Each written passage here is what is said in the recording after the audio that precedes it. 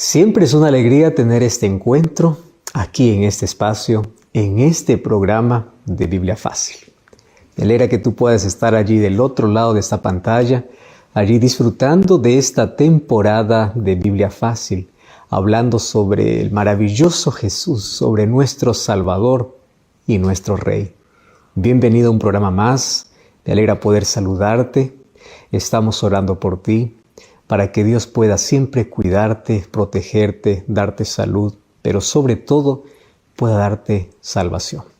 Y que tu corazón pueda estar siempre receptivo, tu mente puede estar siempre atenta para poder escuchar la voz de Dios, para poder saber de que Dios cada día nos da una nueva oportunidad. Cada nuevo día que tenemos es una oportunidad para poder conocer más de Él. Un grande abrazo para ti, mi cariño, y gracias por estar allí en este programa de Biblia Fácil. Estamos recorriendo las páginas del libro de Mateo para poder acompañar el ministerio de Jesús desde su nacimiento. Y ya hemos visto hasta aquí por qué es que Mateo comenzó con una genealogía para poder presentar a Jesús. Cada evangelio tiene características realmente únicas. Mateo es el único que comienza su evangelio presentando a Jesús a través de una genealogía. Y aunque pareciera que las genealogías no tienen mucho sentido, porque apenas aparecen nombres y nombres y nombres, ya descubrimos la razón por la cual Él colocó una genealogía antes de poder presentar el nacimiento de Jesús. Y hoy vamos a hablar sobre cómo Mateo presenta el nacimiento del Rey, cómo las profecías apuntaban hacia el nacimiento de Jesús, cómo ya muchos años atrás, muchos siglos antes del nacimiento de Jesús, habían detalles como el lugar donde Él iba a nacer, las cosas que iban a suceder. Y las cosas que Jesús hizo en su ministerio ya estaban profetizadas muchos siglos antes. Hoy queremos abrir la Biblia para ver qué cosa podemos aprender del nacimiento de Jesús, porque hay varios factores que envuelven y varios personajes también allí que pueden representar nuestras actitudes. Antes de poder abrir la Biblia, quiero presentarte este curso bíblico Jesús Restaurador de la Vida. A través de este curso bíblico vas a comprender mucho mejor cómo Jesús puede restaurar nuestra vida.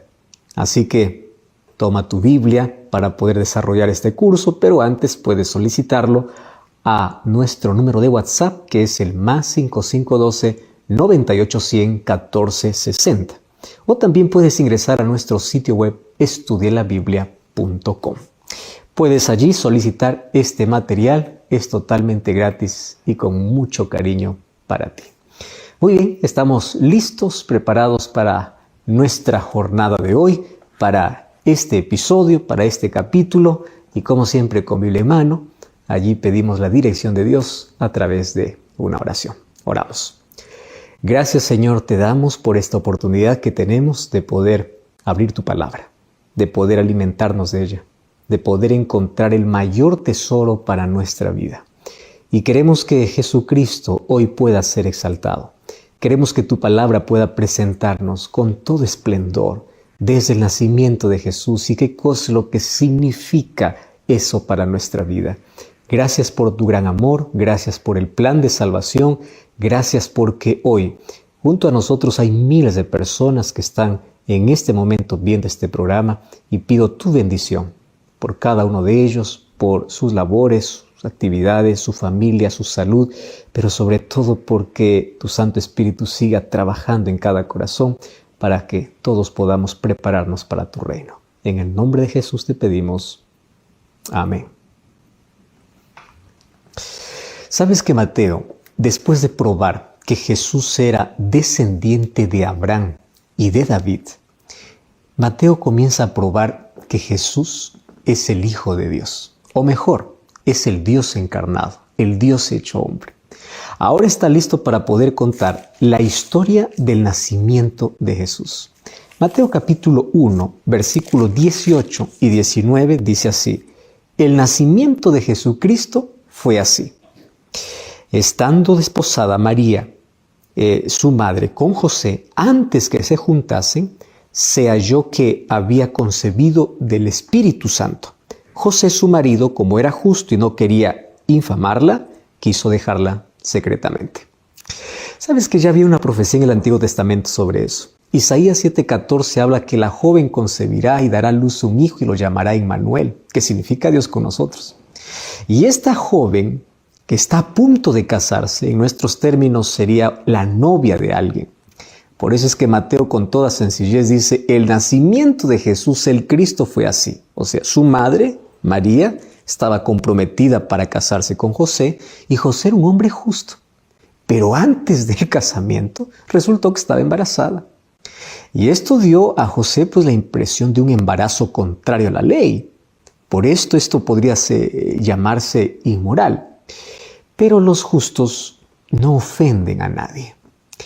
¿Cuánta falta hacen los justos en la vida? Cada vez que una persona entra en dificultades o cada vez que alguien necesita de comprensión, la presencia de una persona justa es valiosísima. Dice que José era justo y no quería difamar a María, pero él estaba en un dilema. ¿Cómo poder actuar en circunstancias como estas? Ahora, también los justos a veces no saben cuál es la mejor decisión que deben tomar y también a veces pueden decidir de manera equivocada. Así que él pensó separarse de ella, pero sin difamarla, simplemente en secreto. Así, él no la exponía a la vergüenza pública, no iniciaría ningún castigo requerido por la ley, por eso es que él era justo con ella. Pero con esa decisión también dejaría al niño sin padre y obviamente que se expondría él mismo a un juicio equivocado de lo que la gente puede decir. Él podría pensar que el niño era hijo suyo, engendrado antes del casamiento, o la gente podría hablar esas cosas. Podría hablar de que él abandonó injustamente a María, pero el justo también tiene que parecer justo. Y aquí está en un problema grave, porque él, ¿qué explicaciones tiene que dar? María está embarazada, la gente va a pensar que es su hijo y él está abandonando. En esa encrucijada aparece un ángel. A partir del versículo 20 hasta el versículo 23 dice así: pensando él en esto, he aquí un ángel del Señor le apareció en sueños y le dijo: José, hijo de David, no temas recibir a María tu mujer, porque lo que en ella está engendrado del Espíritu Santo es. Y dará a luz un hijo y llamará su nombre Jesús, porque él salvará a su pueblo de sus pecados. Ahora dice, todo esto aconteció para que se cumpliese lo dicho por el Señor por medio del profeta, cuando dijo: he aquí, una virgen concebirá y dará a luz un hijo y llamarás su nombre Emmanuel, que traducido es Dios con nosotros. Sabes que Dios nunca deja a un justo librado a su propia suerte. El ángel del Señor se acercó a él para auxiliarlo. Y es en sueños que le dijo: José, hijo de David, no temas en recibir a María tu mujer, porque lo que en ella es engendrado del Espíritu Santo es. Era lo mismo que decirle: tú perteneces a la familia del rey a quien Dios prometió un descendiente, que sería el verdadero rey de Israel, o sea, el Mesías. El niño que está en el vientre de tu prometida es el Mesías. Y ha sido engendrado por obra del Espíritu Santo. Esto es un misterio. Y lo llamarás Jesús, dice, porque él salvará a su pueblo de sus pecados. Y así él cumple la profecía que Isaías ya había dicho, que él es el Hijo del Hombre. Él es el verdadero Dios, porque dice, Dios con nosotros. ¿Estás entendiendo? Jesús es Dios con nosotros y está con nosotros de un modo más intenso. Ahora ya no está lejano, ahora se muestra, se encarna. Es un ser divino incorporado al mismo tiempo en una persona humana. Es el Dios encarnado. La pregunta es, ¿y cómo puede ocurrir esto? Pues esto es un misterio. José no lo sabe. Nadie lo sabe. Nadie lo sabe. Pero José, aun cuando no sepa, él lo entiende. ¿Por qué no es necesario saber todo para entender todo? Porque aquel que no cree, nada entiende.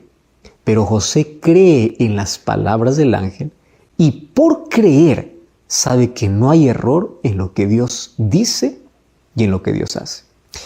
Me encanta un texto del Deseado de todas las gentes, página 278, donde dice que Jesucristo, siendo Dios, se hizo carne como nosotros somos carne.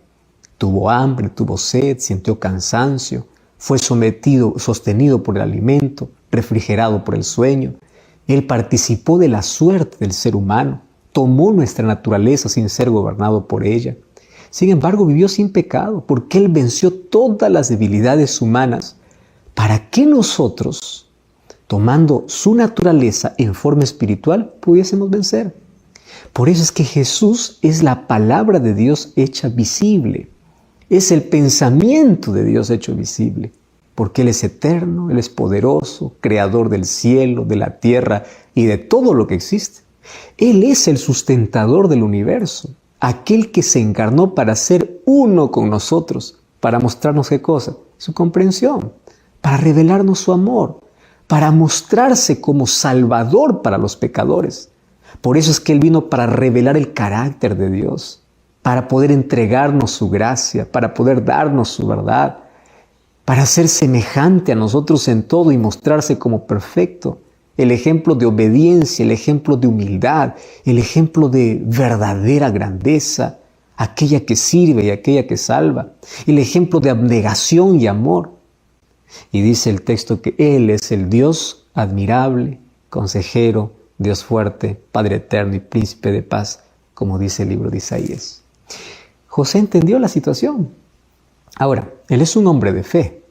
Por eso mismo también él es un hombre obediente.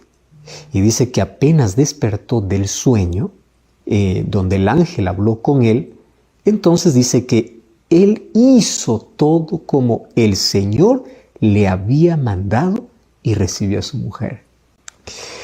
¿Sabes qué? Es difícil saber todo lo que José sintió en ese momento. No se sintió seguridad, gozo, confianza, paz, certeza de que está haciendo las cosas correctas. Quizá todo eso. Bueno, al menos sabemos que tuvo un profundo sentimiento de respeto por María y por lo que Dios estaba haciendo. Tanto así que el texto dice, el versículo 25, que no la conoció. Aquí está hablando, no tuvo relaciones sexuales hasta que nazca su hijo primogénito y lo puso por nombre Jesús. O sea, él no se acercó a ella, no tuvo una relación sexual hasta que Jesús nació. Ahora, posiblemente esto no era necesario porque después ellos se casaron, pero demuestra la actitud de José, un marido respetuoso de su mujer, un creyente profundamente obediente a Dios. Y sabes que no hay palabras de José registradas obviamente en el Evangelio, pero sus actitudes y sus acciones nos permiten conocerlo. Él entendía la vida como un servicio a Dios y él servía a Dios de manera incondicional. Y esto hizo de José un hombre ecuánime, comprensivo. Por eso es que la Biblia lo llama el justo. Un hombre de buen trato, agradable, bondadoso, pacífico, tierno. Además, obviamente, de ser un hombre trabajador que atendía a su familia y era responsable por toda ella. O sea, era un hombre ejemplar. Y es interesante que Mateo cuenta estos detalles. Y estos detalles lo cuenta para poder mostrar de que a veces solamente hablamos obviamente de María, aquella que fue elegida, aquella que fue escogida por Dios para ser la madre. Pero no hablamos mucho de José. Y aquí Mateo dice, quiero que ustedes sepan que José era un hombre justo. Primero porque cuando no entendía aún los planes, ni siquiera el ángel le había revelado, entonces él no quiso difamar a María. Mira cómo actúan las personas justas. No difaman. Y ante las situaciones difíciles de la vida, son prudentes, son sensibles, son cautelosos. Pero Dios nunca deja a la deriva un hombre justo. Por eso es que aparece el ángel para decirle, mira, esto es lo que está sucediendo. ¿Sabes qué? Esto es admirable. Porque tanto María como José, los dos aceptaron el plan de Dios aun cuando no lo entendían todo. ¿Tú crees que María comprendió todo cuando el ángel le dice, tú vas a ser la madre del Salvador? No lo entendió, pero lo aceptó, porque creyó en la palabra de Dios. José, cuando el ángel le reveló en sueños lo que estaba sucediendo, probablemente no entendió todo, Uno no puede entender el sentimiento humano, porque todos somos seres humanos, pero aún así él aceptó el plan de Dios. Qué interesante es cuando las personas estamos dispuestos a aceptar el plan de Dios, aun cuando no tengamos la comprensión de todo, pero lo aceptamos por fe. Y en el camino vamos comprendiendo el plan que Dios tiene para nuestra vida. Quiero que entiendas un poquito. Imagínate, ¿cuál era el plan de esta pareja? Casarse, un matrimonio pues lindo, espectacular, con la familia. Y aunque obviamente ellos eran pobres, no era un matrimonio pomposo, pero ellos no imaginaban que algo interrumpiría esos planes. Eso no significa que no se casaron, claro que se casaron. Pero ¿qué cosa interrumpió sus planes? Obviamente un embarazo antes de tiempo, que no vino porque José y María tuvieron relaciones sexuales, sino vino porque María fue la elegida de Dios para ser la madre del Salvador. Por eso es que Jesús vino a encarnarse por obra del Espíritu Santo. Y esto es un misterio que nuestra mente finita no logra comprender. Cómo el Dios infinito puede entrar en el vientre de una mujer y crecer como un bebé normal durante los 9 meses, gestarse y finalmente nacer. ¿Cómo es esto? Esto es el misterio de la encarnación. Pero aquí ya vemos el profundo amor de Dios. Aquel Dios eterno, el Dios creador que se hace tan pequeño para poder mostrar y revelar el carácter de Dios. Por eso es que Cristo es la mayor revelación, la revelación de quién es Dios, porque Él es Dios. Por eso es que Él se llama Emmanuel, que significa Dios con nosotros. Al comienzo, aquí Mateo está diciendo, ese Jesús no es un hombre común, es el Salvador, es el Rey, es el descendiente de Abraham, es el descendiente de David, pero Él es el Hijo de Dios, porque Él es Dios con nosotros. ¡Qué amor! Para que nosotros podamos entender el lenguaje del amor, Dios tuvo que venir aquí a hacerse hombre, hablar como nosotros, sentir lo que nosotros sentimos. Claro que Él nunca pecó, nunca se contaminó, pero de esa manera demostró el mayor amor. Ya vimos lo que Jesús hizo, ya vimos lo que María hizo, vimos lo que José hizo, y detrás de todo esto hay lecciones importantísimas para nuestra vida.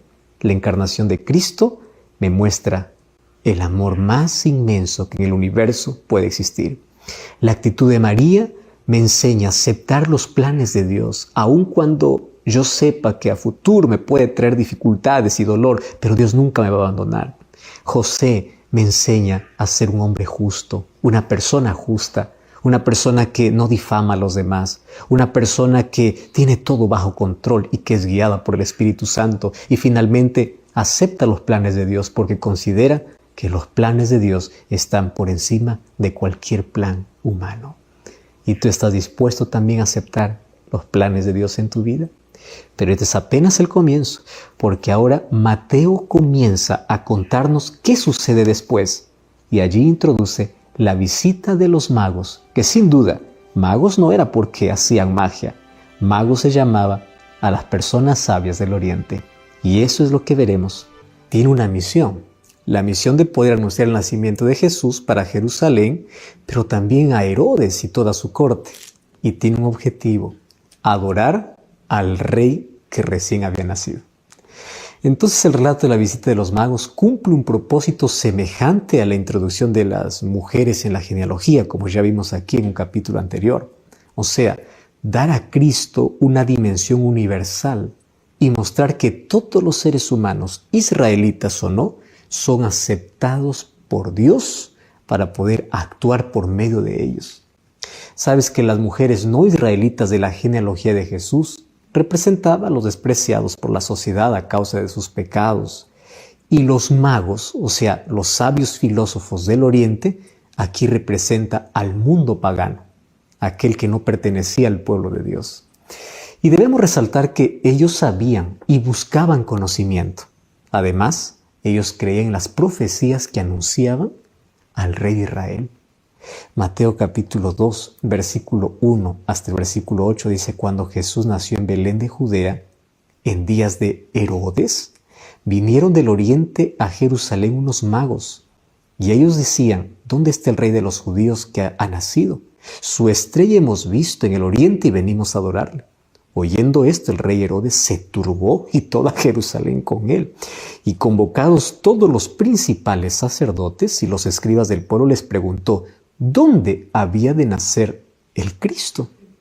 Y ellos le respondieron: en Belén de Judea, porque así está escrito en la profecía: tú, Belén, de la tierra de Judá, no eres la más pequeña entre los príncipes de Judá, porque de ti saldrá un guiador que apacentará a mi pueblo de Israel. Entonces Herodes, llamando en secreto a los magos, indagó de ellos diligentemente el tiempo de la aparición de la estrella. Y enviándolos a Belén, dijo: id allá y averiguad con diligencia acerca del niño. Y cuando le halléis, hacédmelo saber, para que yo también vaya y le adore. Y esto no era verdad, era una estrategia simplemente para poder matar a Jesús, ¿no? Su intención era adorar a Jesús. Bueno, estos magos, cuando guiados por la estrella llegaron para Jerusalén, la primera pregunta que hicieron es: ¿dónde está el rey? Y ellos preguntaron a todas las personas que estaban en Jerusalén, pero nadie sabía. Y obviamente para ellos esto era un gran chasco, porque ellos creían que en Israel todas las personas estaban esperando al rey, y no era así. Mira, los israelitas eran herederos de las promesas, eran dueños prácticamente de las profecías. Ellos sabían todo, pero no supieron ni siquiera cuándo nació Jesús, o no lo esperaron. Sabes que sin pensar fueron los magos quienes trajeron la noticia, y esta fue una misión inesperada, pero es siempre así. Los que tienen la verdad, no importa de qué origen sean, tienen la misión y la tienen para compartirla. Y los magos tenían la verdad sobre el Mesías y la compartieron con todos los habitantes de Jerusalén. Luego, pues fueron al rey Herodes con la misma misión, porque ellos no podían callar. Ellos mientras iban en Jerusalén decían: ¿dónde está el rey? Todos se enteraban. Y fue hasta la corte. ¿Dónde está el rey de los judíos que ha nacido? Fueron y le preguntaron a Herodes. Cuando Herodes escuchó esto, tembló. Claro, porque recordemos que Herodes estaba en el trono de Israel por maquinaciones políticas con el emperador romano. Recordemos que Herodes no era israelita, él era idumeo. Y él era enemigo de Israel desde siempre. Recordemos que los idumeos eran descendientes de Saúl, según Génesis 36:9. Y los edomitas o idumeos, pues ellos trataron a los israelitas como enemigos. ¿Recuerdas cuando ellos estaban saliendo de Egipto y estaban llegando a Canaán? Números capítulo 20, versículo 14 en adelante, habla cómo los trataron de manera cruel. Cuando David estaba en su apogeo, volviendo victorioso de una guerra contra los sirios, los edomitas dice que lo enfrentaron con 18,000 soldados en el valle de Sal. David los derrotó y, claro, sometió a los edomitas bajo el dominio de Israel. Eso está en 2 Samuel capítulo 8. Ahora, los magos, cumpliendo su misión, ellos anuncian a los idumeos de la corte, incluyendo, obviamente, al rey Herodes. ¿Y qué le dice? El rey de Israel ha nacido, el descendiente de David. Por eso es que Herodes tembló. Y aquí los magos dicen: su estrella hemos visto en el oriente y venimos a adorarlo. Recordemos que los magos eran sabios. No pensemos que se llamaban así porque practicaban algún tipo de magia. Ellos estaban en busca siempre de conocimiento. Y ellos estaban siempre pendientes de lo que sucedía. La mayoría de ellos era astrónomo. Y el conocimiento que poseían tenía un objetivo claro: adorar a Dios. ¿Cómo identificaron la estrella? Sin duda ellos conocían mucho de astronomía para poder saber que había una estrella de más y era ajena al universo conocido. Pero también ellos estudiaban las profecías. Tú sabes que ya había una profecía hablando sobre una estrella. El profeta Balaam, que fue contratado por Balac, rey de Moab, para poder maldecir al pueblo de Israel, y no pudo hacerlo porque Dios no lo permitió, finalmente solamente bendijo a Israel y profetizó acerca de su futuro. ¿Y sabes qué cosa dijo Balaam? Dijo en el libro de Números capítulo 24, versículo 17, que saldrá estrella de Jacob y se levantará el cetro de Israel. Los magos, que eran sabios y filósofos, sabían bien que la señal de la estrella estaba vinculado con el rey de Israel. Entonces así alarmaron a Herodes con su pregunta: ¿dónde está el rey? Porque su estrella hemos visto. Y claro, Herodes era astuto. Y con la misma astucia que tenía la serpiente allá en el Edén, estoy hablando de Satanás, pues él ocultó su angustia con una apariencia de interés por las profecías y la revelación. Por eso es que él llamó a los especialistas, llamó a los dirigentes religiosos para poder consultarlos. Y él les dice: ¿dónde había de nacer el Cristo? Claro, confiaba en la autoridad de los especialistas. Y los especialistas, que eran los líderes, pues basados en la profecía de Miqueas capítulo 5, versículo 2, respondieron que Cristo habría de nacer en Belén. O sea, ellos sabían la respuesta, pero ni siquiera lo esperaron cuando Jesús nació. Entonces, a esa altura, Herodes cambia su pregunta. Primero preguntó dónde. Ahora que ya sabe que nacería en Belén, y él sabe dónde está Belén, ahora pregunta cuándo. Pero ese cuándo le afecta más a él. ¿Por qué? Porque si ese rey nace en su tiempo, pues su trono está en peligro. Solo que él ya no pregunta eso a los especialistas. Él pregunta a los magos porque le resulta más confiables. Ellos ya conocen las profecías y han venido justo a tiempo porque la estrella lo anunciaba. Por eso Herodes le dice: vayan a Belén y cuando lo encuentren, háganmelo saber, porque también yo quiero adorarlo. Pero eso era falso. Él no quería adorarlo, él quería destruirlo. ¿Sabe que todo el pueblo estaría en contra de él si es que sabe de que ha nacido el verdadero rey para Israel, y él estaría perdido? Pero lo que Herodes ignora completamente es que ese rey que ya había nacido no viene para conquistar un trono humano. Viene para conquistarlo a él, viene para salvarlo, viene para conquistar el mundo para la vida eterna, no para un reino terrenal. Y sabes que las dos etapas de la misión no planeadas por los magos ya estaban cumplidas. Primero, porque anunciaron el nacimiento de Jesús a todos los habitantes de Jerusalén, a todo aquel que lo encontraba. Y en segundo lugar, pues comunicaron al mismo Herodes y a toda su corte. Y Mateo capítulo 2, a partir del versículo 9 hasta el versículo 12, dice que los magos salen del palacio y al cruzar las puertas de Jerusalén hacia su nuevo destino, ellos vuelven a ver su estrella, o a la estrella por el cual ellos estaban siendo guiados. Y su gozo fue inmenso. Ellos estaban seguros que el objetivo de su viaje sería cumplido. Entonces, bajo la conducción de la estrella, los magos llegan al lugar donde Jesús estaba. Y claro, al verlo, pues reconocieron su divinidad. Por eso es que se postraron delante de él y lo adoraron. Y este era el objetivo de su viaje. Ellos habían recorrido una enorme distancia, allí sorteando toda clase de peligros, porque ellos querían adorar a ese rey, sabían que era el Cristo. Y como parte de su adoración, cada uno de ellos le entregó el regalo que había traído. Uno había traído oro, otro incienso, otro mirra. Y mira el contraste entre el simple pesebre en el cual Jesús estaba y los costosos regalos que los magos le estaban haciendo. Esta era una semejante diferencia que existe, así como existe la fe que en ellos hay, las intenciones de Herodes, que ellos obviamente aún no lo han percibido.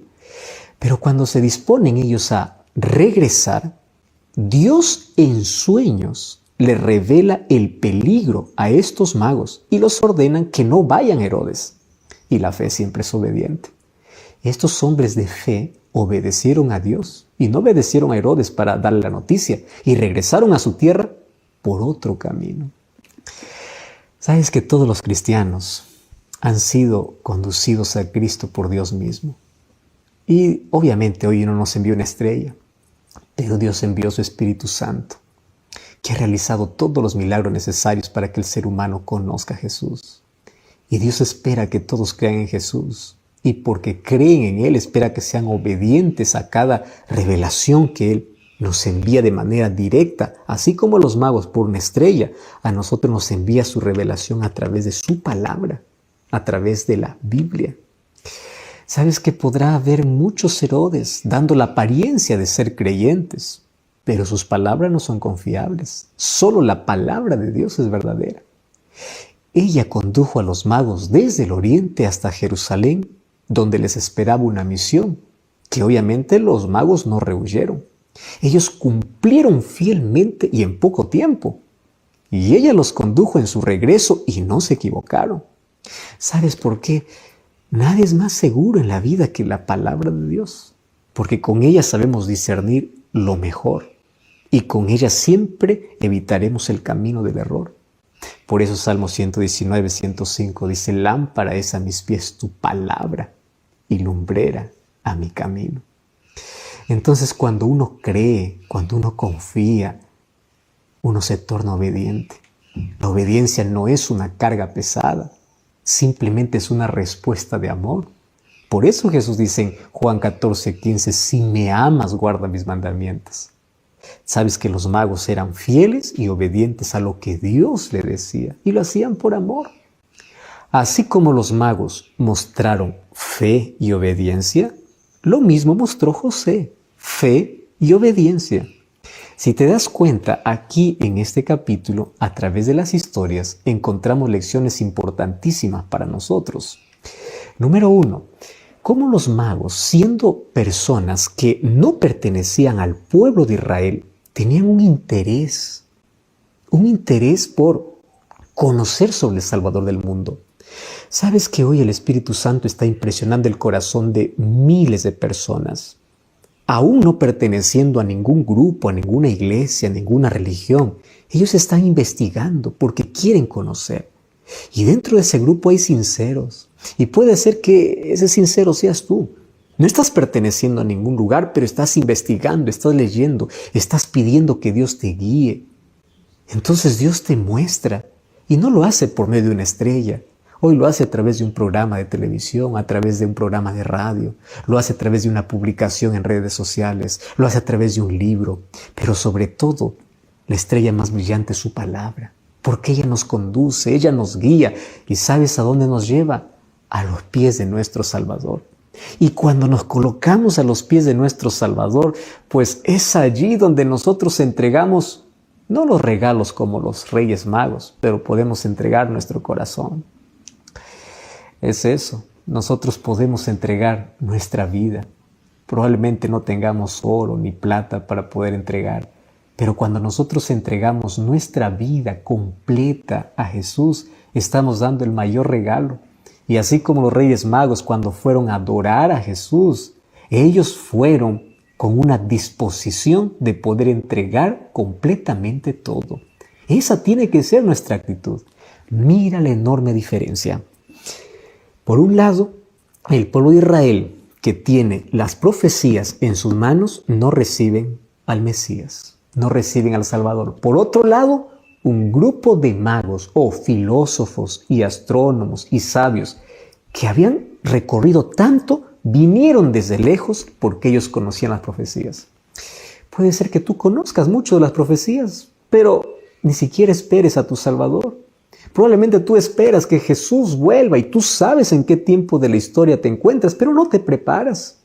¿Te das cuenta la diferencia entre alguien que solamente conoce pero no se prepara de alguien que conoce y está dispuesto a poder entregarse, a poder rendirse?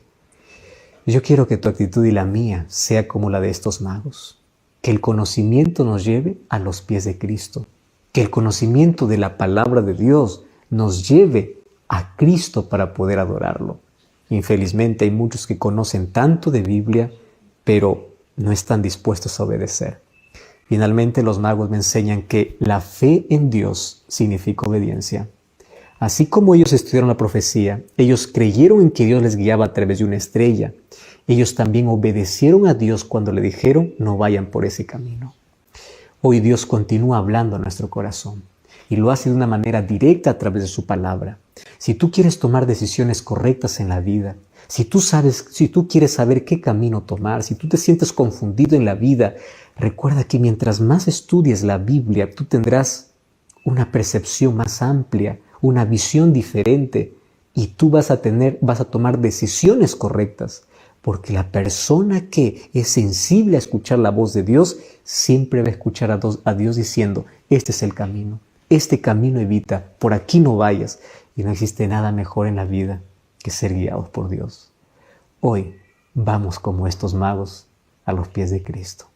Vamos a entregar el oro de nuestra vida, que representa nuestra vida entera, nuestra mente, nuestro corazón. Vamos a entregarnos a Cristo. Vamos a entregarnos por completo. Y cuando nosotros llegamos a su presencia, que podamos mostrar nuestra lealtad, fidelidad y obediencia.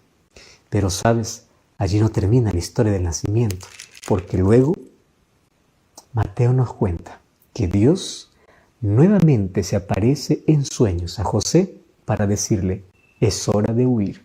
Ahora fíjate una cosa, María fue obediente, José fue obediente, los magos fueron obedientes.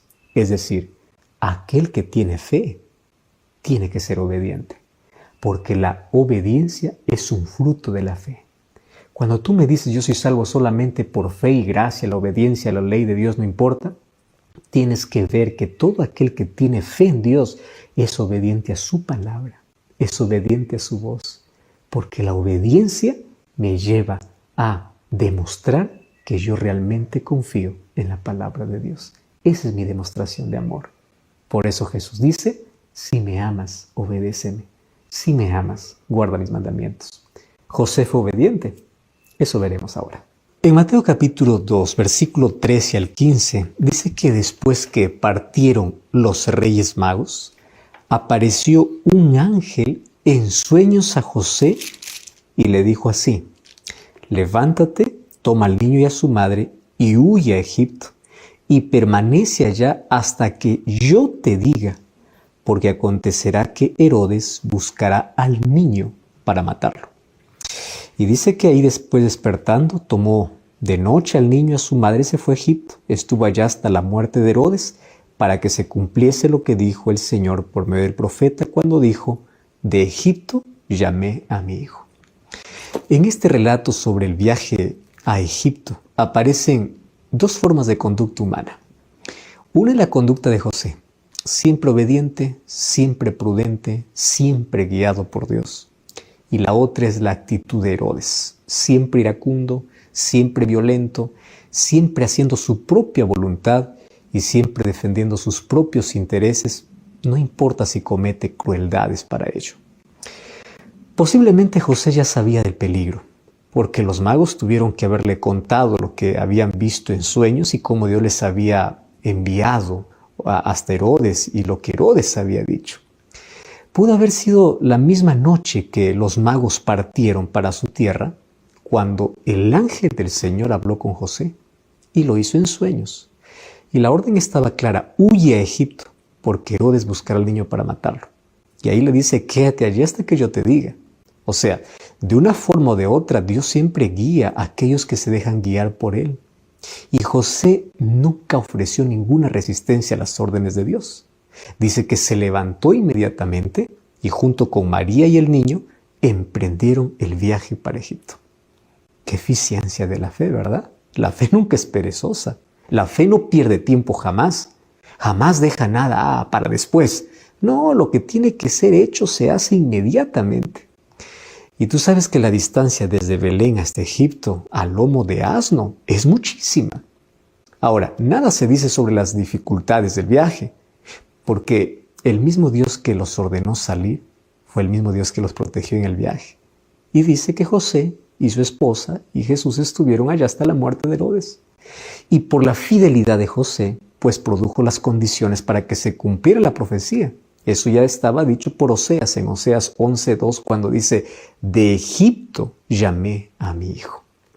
¿Sabes cuál es el contraste entre el proceder de José, que es un hombre creyente, guiado por Dios, y el contraste con Herodes? Es enorme. Cuando Herodes descubrió que los magos no siguieron su instrucción para volver a él dándole la información sobre aquel rey que ellos habían ido a buscar, dice que él se enfureció. Y como todo su interés estaba centrado en sí mismo, él sintió mayor la inseguridad de su trono. Y él pensó que mientras ese niño viviera, pues correría en peligro su trono. La solución para él era simple. Ya lo había decidido desde el primer momento. El niño tenía que morir. Y bueno, como artimaña para poder identificarlo, o la artimaña que había usado para identificarlo no había resultado, él decidió matar a todos los niños de Belén. Y esto es una crueldad absurda. Más absurda porque el niño ya no estaba en Belén, estaba yendo para Egipto, pero él no lo sabía. Mira, la ira, la crueldad y la ignorancia pertenecen naturalmente a la persona centrada en sí misma. Y solo cuando el ser humano permite que Dios lo guíe puede descubrir esos rasgos negativos de su personalidad. Y por medio de la fe puede conseguir el poder espiritual para poder superar aquellas cosas. Pero Herodes pues era autosuficiente, era independiente de Dios. Él actuaba por sí mismo. Él actuaba ante él mismo y para sí mismo. Egoísta al extremo. Él no permitía que Dios tuviese alguna cosa que ver en sus decisiones. Por eso es que él mandó matar a todos los niños menores de 2 años. Y allí dice que todo Belén estaba de duelo. Más el profeta Jeremías en el capítulo 31, versículo 15, ya decía, habrá grande lamentación, grande lloro, grande gemido. Raquel llorará por sus hijos, dice, y no quiso ser consolado. O sea, ya estaba profetizado eso. Ahora, no se cumple esta profecía por la fidelidad, sino por la crueldad. La persona cruel solamente produce destrucción y sufrimiento para los demás. Ahora, cuando murió Herodes, un ángel del Señor nuevamente vino a José. En el versículo 19 dice que se le apareció en sueños y le dice, vete a la tierra de Israel, porque ha muerto aquel que procuraba matar al niño. Y de nuevo José, sumiso a la voluntad de Dios, se puso en marcha. ¿A dónde volver? ¿A Judá? Hubiera sido obvio, ¿verdad? Porque el pueblo de Dios moraba allí. Galilea estaba bastante más mezclada de paganismo que Judá. José quería ir a Belén, donde Jesús había nacido, pero había un problema. Ahí estaba Arquelao, que era hijo de Herodes, y gobernaba en Judea, y eso era muy peligroso. Entonces la prudencia de José se puso en acción, y él tuvo temor de ir allá. Entonces de nuevo allí se hace presente Dios para poder guiarle en esa decisión, y en sueños le dice, anda para Galilea, y específicamente a la ciudad de Nazaret, y fue para allá. Otra vez José fiel y obediente, permitiendo en Jesús que se cumpla la profecía, porque dice que Jesús sería llamado Nazareno. ¿Por qué? Porque viviría ¿dónde? En Nazaret. Y bueno, allí se quedaron a vivir en Nazaret. Ya habían vivido allí antes de ir a Belén para empadronarse. ¿Cuánto tiempo? Pues no lo sabemos. Y allí gobernaba Herodes Antipas, que era uno de los hijos de Herodes el Grande. Este no era un peligro tan grande como el que hubieran corrido allí en Jerusalén. ¿Por qué? Porque de paso la población de Nazaret era una población mixta y había allí muchos extranjeros. Y cerca de 30 años Jesús vivió allí una vida tranquila y quieta. José tenía un pequeño taller de carpintería y Jesús aprendió el oficio. Paciente, honesto, dedicado a su trabajo, sin pretensiones de ninguna clase y muy servicial. Vivía de manera sencilla. Jesús no asistió a las escuelas de los rabinos, pero sabes que él fue eficazmente educado por su madre en su casa. ¿Y cuáles fueron sus libros de texto? Las Sagradas Escrituras, que era el Antiguo Testamento, y la naturaleza. Sus aulas de clase era el hogar y el taller de carpintería. Ahí es donde trabajaba con gozo, con trato cordial, prudente. Y dice Lucas 2 que estaba creciendo en gracia y sabiduría para con Dios y los hombres. Hasta que llegó el tiempo de su ministerio público, donde se integró ahora completamente a la misión por el cual él había venido a la tierra. Fíjate lo siguiente, 2 personas, José y Herodes. Uno permite que Dios guíe sus decisiones y la otra permite o no permite a Dios, se guía por sí mismo. 2 personalidades. Uno cree y es obediente y cumple la profecía donde quiera que vaya. Y la otra persona pues no tiene fe, es egoísta, es iracunda, es violenta, es cruel y niega todos los valores divinos. ¿Y qué cosa produce? Solo muerte donde va. Sabes que una persona se mantiene en contacto permanente con la vida mientras que el otro no sabe nada de la vida, ni en esta vida presente, ni siquiera la vida eterna. Solo sabe de ruina, solo sabe de muerte, estoy hablando de Herodes. José nunca dice nada, pero él actúa todo el tiempo bajo la conducción de Dios. José es prudente, es sabio, es seguro, y Dios le da la mayor bendición de la existencia humana, porque vivió junto a Jesús hasta que José murió. Ahora, allí viene la pregunta: ¿a cuál de estos dos personajes representa tu vida? ¿Por quién eres guiado? ¿Eres guiado por Dios o eres guiado por tus propias emociones? ¿Eres guiado por emociones o por convicciones basadas en la palabra de Dios? Todos nosotros en la vida necesitamos tomar una decisión: ser como José o ser como Herodes. Es interesante que dentro del nacimiento de Jesús coloca aquí un contraste tremendo entre lo que puede hacer una persona fiel a Dios y una persona que no permite que Dios lo pueda guiar. El libro de Romanos, el capítulo 8, habla de un contraste entre aquel que es guiado por Dios y aquel que es guiado por sus propias emociones. Aquel que es guiado por el Espíritu Santo y aquel que es guiado por su propia concupiscencia, por sus propios deseos. ¿Sabes que ser guiado por nuestros propios deseos hace que nuestra vida no pueda tener sentido? Sea una vida llena de amargura, llena de ira, de destrucción. Nos destruimos a nosotros mismos y destruimos a todos aquellos que están a nuestro alrededor, porque eso es lo que produce nuestra naturaleza: muerte, dolor, destrucción, decepción. En cambio, cuando nosotros somos guiados por el Espíritu Santo toma control de nuestra vida. ¿Y qué cosa es lo que Dios está buscando? Gente fiel, gente obediente, gente como José. A José no lo vamos a ver hablar mucho aquí, pero ¿sabes qué cosa lo vamos a ver? Actuar. Y actuar por fe. Aun cuando no comprendía todo, él obedecía, porque no existe nada mejor en esta vida que obedecer a Dios. Cuando tú obedeces los principios que Dios tiene para la vida, cuando tú escuchas y obedeces la voz de Dios, ¿sabes qué va a suceder? Siempre tomarás buenas decisiones, siempre irás por el camino correcto, siempre harás aquello que es prudente, aquello que es sabio, y evitarás tantas heridas en la vida. Las mayores marcas que tenemos en la vida es porque nosotros tomamos decisiones por nuestra propia cuenta. Sabes que las mayores heridas que hay en nuestra vida tienen que ver como consecuencias de nuestras malas elecciones. ¿Por qué no a partir de hoy decidir ser como José, obediente a Dios, se somete a la voluntad de Dios y él está dispuesto solo a obedecer a Dios, aun cuando al comienzo no lo entienda, porque él entiende que la voluntad de Dios y los planes de Dios son superiores a sus propios planes?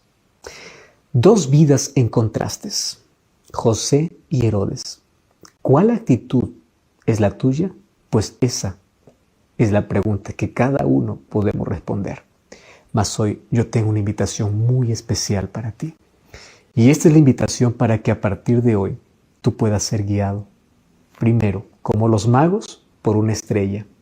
Esa luz, esa estrella hoy es la palabra de Dios. Número 2, como José, obediente, fiel y sumiso a Dios. No a los seres humanos, a Dios. Cuando tú aprendes a obedecer a Dios, a no cuestionar a Dios, cuando tú aprendes a ser conducido por Dios, tu vida traerá los mayores frutos y las mayores recompensas. Nuestras mayores satisfacciones.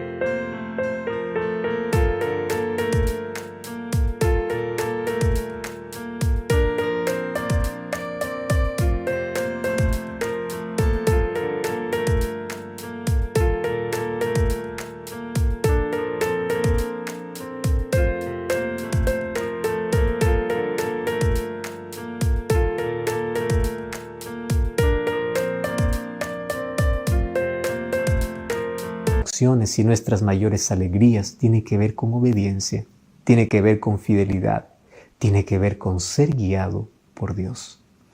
No te dejes guiar por tus emociones, no te dejes guiar por tus sentimientos.